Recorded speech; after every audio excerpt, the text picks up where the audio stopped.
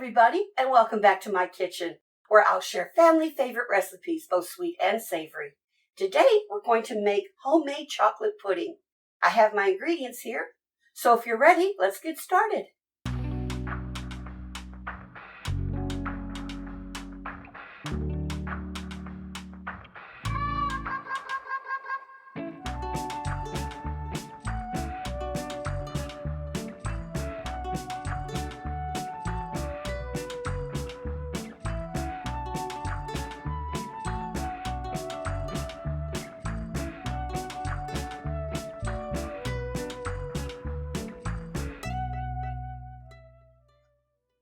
I'm going to turn on my heat to medium-high. I'm going to add my sugar,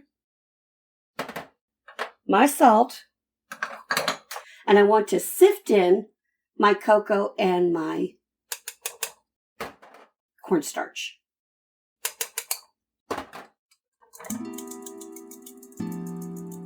That's okay, I lost a little bit, but that's all right. All right. So we're going to stir this.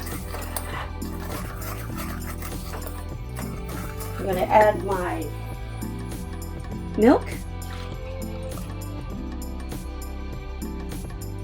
and my heavy whipping cream.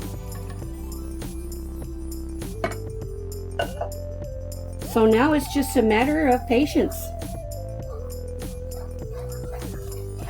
We're going to stir this until it thickens.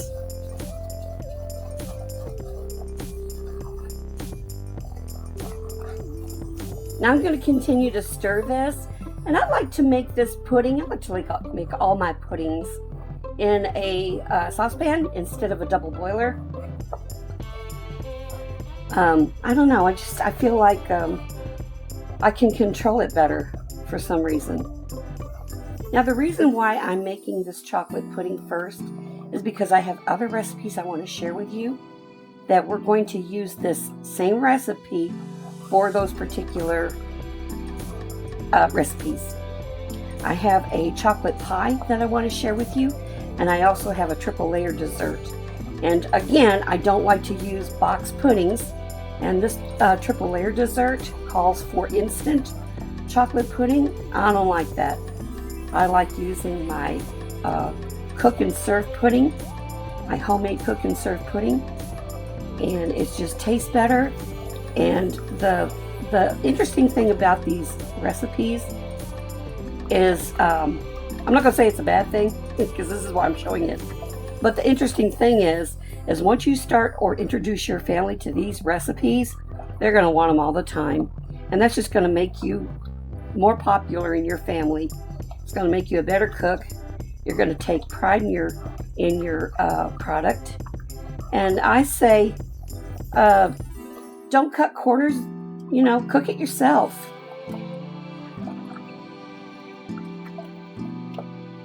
This can be your happy place. Your kitchen can be your happy place.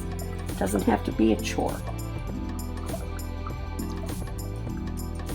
I've used box puddings in the past, and I noticed that especially with the cook and serve box puddings, I was spending as much time stirring as I am with the homemade. And I did a taste test with my family. I made 2 chocolate pies, one made with the box pudding, not instant, but cook and serve pudding. And then I made a pie with this recipe.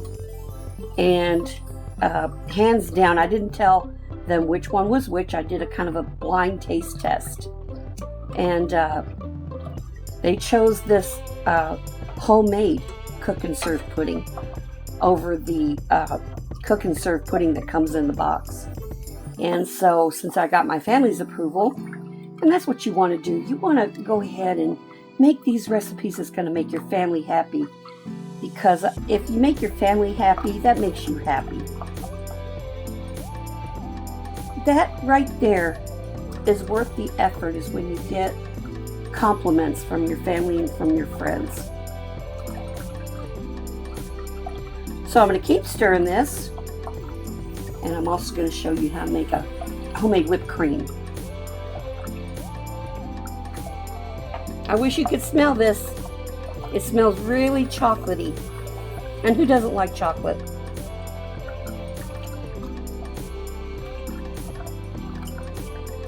A day without chocolate is like a day without a smile.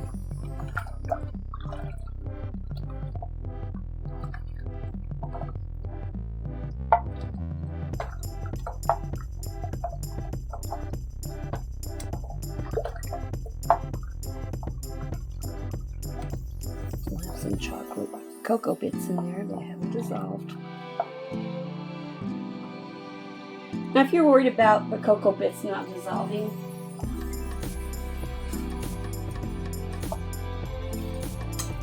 you can always just come in and kind of whisk it up.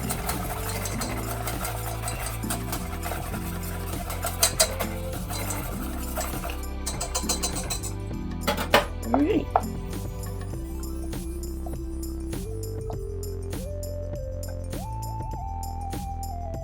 Cocoa bits, gone. They're all nice and dissolved. The color is getting darker, and that's an indication that it's starting to thicken up. And actually, if you take your wooden spoon, and you'll notice your wooden spoon has some thickening here. So that's another indication that your pudding is thickening up. As I said, this pudding is going to take as long to thicken as it would if it were a box pudding, so why not make homemade?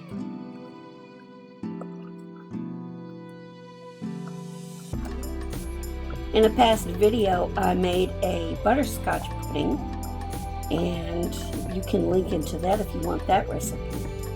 But with the butterscotch pudding, we used a custard base, where this is just milk and cream. And with the butterscotch, it was eggs. It had eggs in it. And I had to strain the pudding because of the possibility of the eggs maybe having some bits of egg in the pudding. But with the chocolate pudding, you don't have to strain it. We are going to finish it with our butter and our vanilla extract, and then we're going to pour it into our pudding cups. And we want to put some plastic wrap on top of the pudding cups and refrigerate them. And the reason why I put the plastic wrap on is so there's not a skim formed on the pudding. So now it's starting to really thicken up. So I'm going to turn it to medium-low and just continue to stir until I see that it's thickened to the consistency that I want. That looks pretty thick. I believe our pudding is ready. You know, I'm going to be honest with you. Usually when I used to do the box pudding, it seems like it took me about 20 minutes just sitting there and waiting for this to thicken up. This took about 12 minutes. Less time. Look how creamy that is.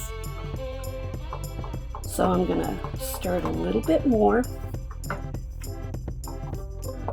before I put my butter in.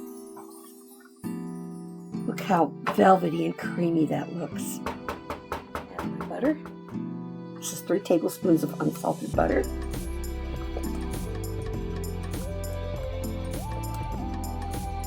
I love sharing these videos with you. It just means that we get some goodies at the end of the night. And this will be a welcomed one.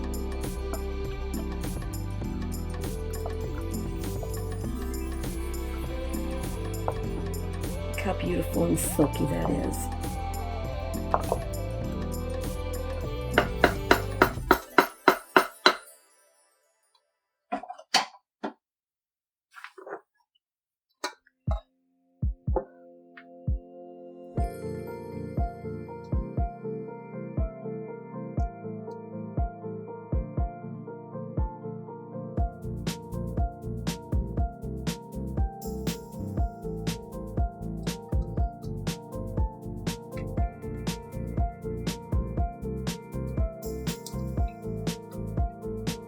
Look at that.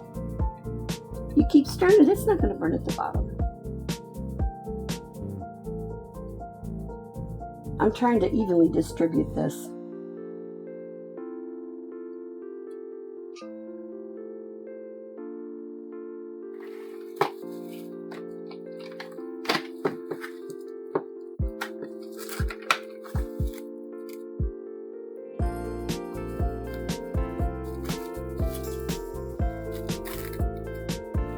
Okay, this made 5 dessert cups, and these dessert cups are about 2 cups. I know that this pudding recipe will definitely make a 9-inch pie. Here we go. Off to the refrigerator these go. And then we're going to show how to make some whipped topping. So I'm going to set these in the refrigerator for about 45 minutes, and I'll see you then.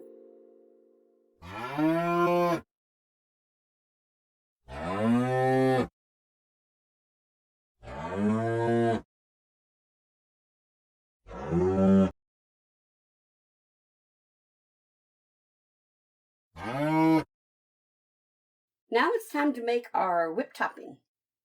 So you've got your 2 cups of cream.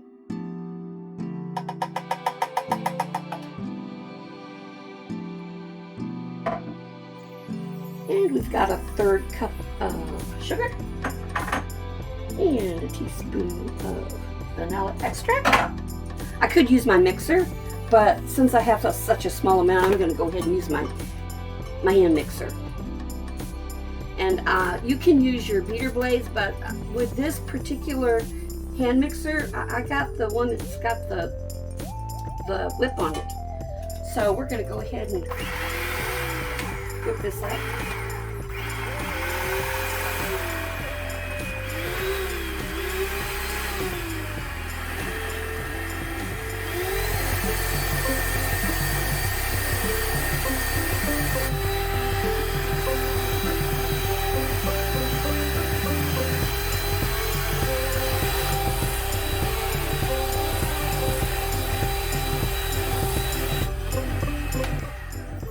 You can whip this up to your desired peak preference. I don't like it too whipped up. That looks good. That's going to look good on top of our pudding. Now, if I were making a chocolate pie, you could do it a little bit more. Oh, and by the way, if you've bought too much cream and you're afraid that it's going to, if you're afraid that your cream is going to go bad before you have a chance to use it, you can always whip the heck out of it and turn it into butter. Just keep whipping and whipping and whipping until it turns into butter. There's nothing to add. If you want a little bit of salted butter, add just a little bit, like a pinch or 2 of salt, and make yourself some salted butter. Done that before. Okay, so we're good. So this is going to go into the refrigerator, and we're going to put little dollops of whipped cream that we whipped ourselves on our homemade pudding. See you in a minute. Okay, so it's been 45 minutes.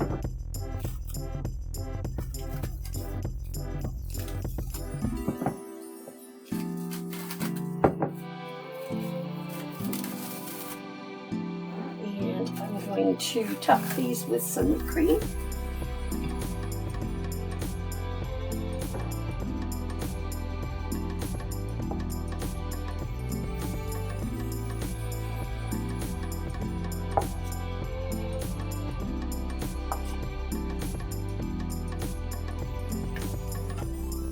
We are going to do some chocolate shavings instead of a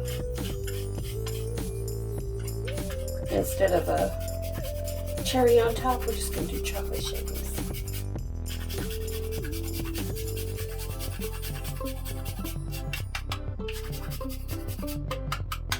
Right. I made a mess.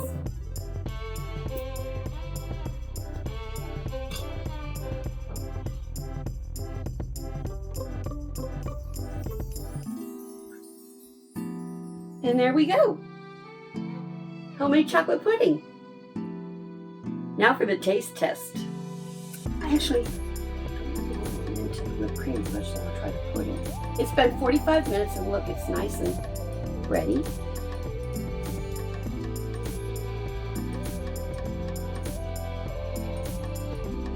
It's still a little bit warm.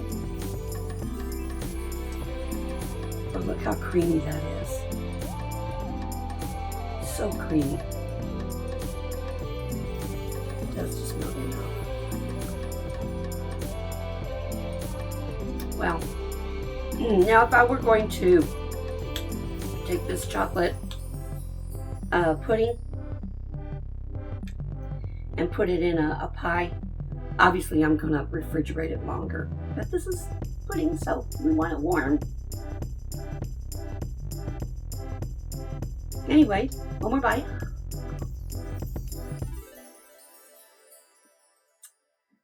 Delicious. So there you have it, friends. Homemade chocolate pudding with fresh whipped cream. If you enjoyed this video as much as I enjoyed making it for you, or if you have any questions, please leave them in the comment box. Be sure to like and subscribe and ring the notification bell. Until then, stay happy and stay healthy. Thank you.